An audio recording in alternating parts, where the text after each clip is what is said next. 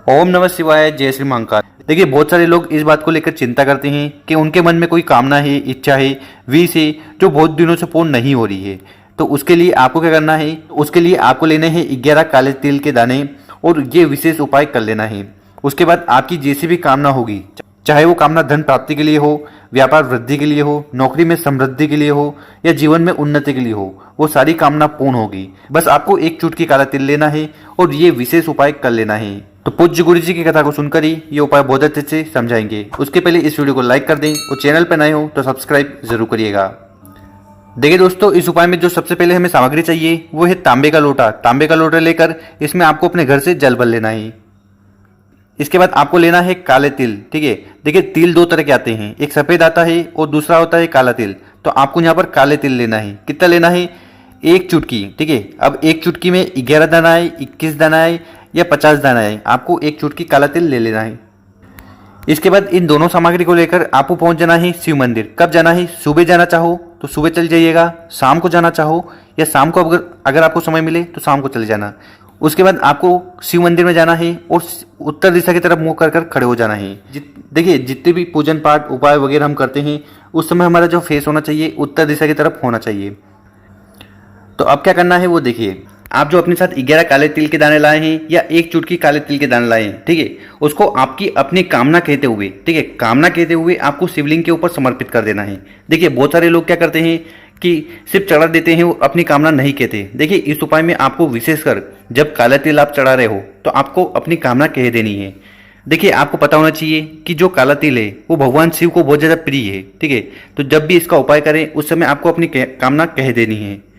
और इसके बाद जो जल का लोटा है उसको उठाना है और उसको भी आपको वो 11 काले तिल या एक चुटकी काला तिल है उसके ऊपर समर्पित कर देना है, श्री शिवाय नमस्तुभ्यम का स्मरण करते हुए। बस इतना सा उपाय करना है। इसके बाद यहाँ पर आपको बैठ जाना है और आपको अपना नाम और गोत्र का स्मरण करते हुए आपकी कामना इच्छा भगवान शिव को बता देनी है। या फिर ये उपाय अपने पति के लिए कर रहे हो, अपने बेटे के लिए कर रहे हो या परिवार के किसी और सदस्य के लिए कर रहे हो, तब भी आपको कामना कर लेना है। अब वो स्पेशल कामना पैसों को लेकर, धन को लेकर हो सकती है, या आप अपने बच्चे के लिए या पति के लिए, नौकरी के लिए भी ये कामना कर सकते हैं, या आपका परिवार का सदस्य व्यापार करता है तो उनकी उन्नति के लिए उपाय कर सकते हैं। इसके साथ अगर आपके मन में कोई विशेष कामना है तो उसके लिए भी आप ये उपाय कर लीजिएगा।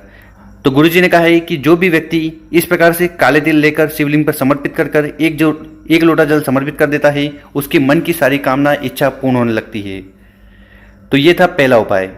अब जान लेते हैं गुरुजी द्वारा बताया गया दूसरा उपाय। देखिए, ये दूसरा उपाय क्यों करना है? अगर आपके जीवन में दुख है, कष्ट है, परेशानी है या समस्या चल रही है तो उसके लिए आपको विशेषकर ये उपाय कर लेना है।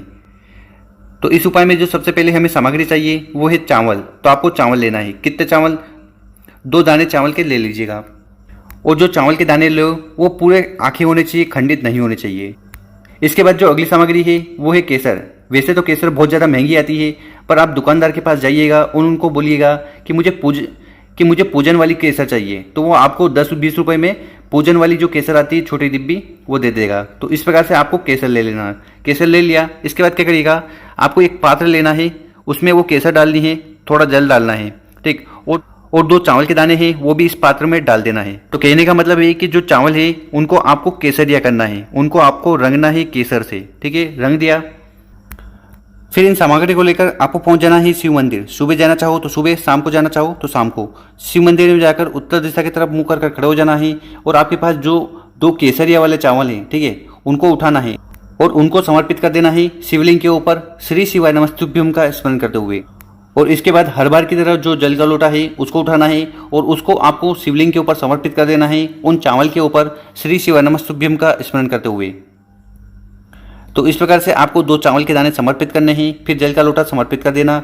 उसके बाद यहाँ पर आपको बैठ जाना है और आपके जीवन में जो भी दुख, परेशानी, समस्या आ रही है, समस्या है वो चाहे बीमारी को लेकर हो, किसी कारणवश आप बहुत ज़्यादा दुखी रहते हो, आपका विवाह नहीं हो रहा है तो उस कारण से आप चिंता करते हो, टेंशन लेते हो, तो वो कौन सी भी कामना, इच्छा आपके जीवन में आ रही है उसका स्मरण कर कर आपको ये उपाय कर लेना है। इसके बाद आपके जीवन के जो भी कष्ट हैं, जो भी समस्या है वो खत्म होने लगेगी।